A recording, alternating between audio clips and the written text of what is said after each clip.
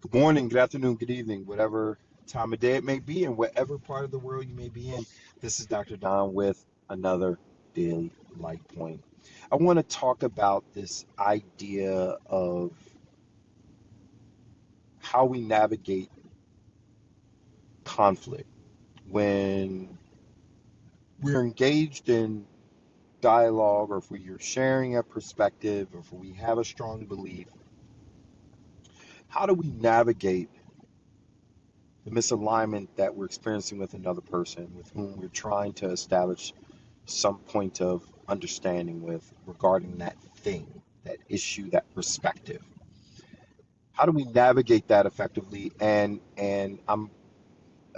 guess the best way for me to speak to this, we've seen this meme or this visualization before, but I want to bring us back to it for a second because it also opens this conversation around, am I being stubborn in my desire to remain firm in my viewpoint? So I bring to you this visualization of the two individuals. It's yourself and someone else with whom you're engaged in this debate or discussion or conflict around. And you're both staring at the number 6 or number 9, depending on your vantage point. You see it as a number 9, they see it as a number 6.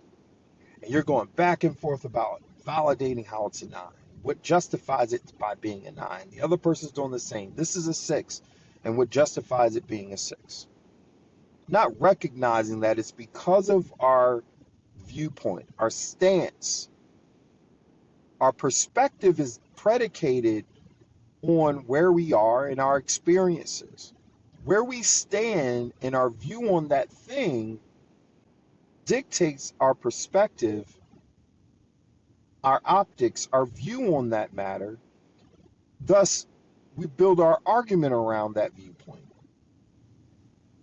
Now, imagine if we attempt to truly overcome that scenario, because oftentimes our conflict is on the basis of our perspective, our experiences, our viewpoint. Then how do I do that? How do I overcome that or manage through this if I take that simple analogy? One person standing sees it as a 6, one person standing sees it as a 9. Well, there's only two logical things I can do to overcome where we are. Meet a person where they are. In other words, have a desire to have enough empathy to want to seek to understand them. And to do that, I have to then meet you where you are, at least somewhat closer, if not in your shoes, literally moving myself to stand where you are so I can understand the perspective you have. Meeting you where you are simply means I'm trying to get closer, because the more I start walking around away from my vantage point, away from the 9 view, and I start circling this number, I start getting closer to, hold up, it doesn't look like a 9 anymore.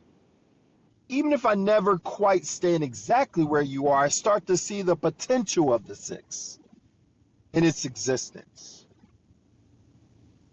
Seeking to understand you by trying to meet you where you are, if not even stand exactly where you are, if possible. And the only other way is to both of us elevate above the 6 and the 9. Imagine the power in that level of elevation, where we're both able to elevate. Because sometimes one may be elevating, the other one may be standing only still from their vantage point. One elevation heightens your perspective, but the other one's still not where they are. Now, that's a different light point to discuss what happens when one elevates, the other one doesn't. But what if we both elevate and we see our vantage points, and then we turn our head like, wait a minute. So from this top-down view, I see a 6 and a 9.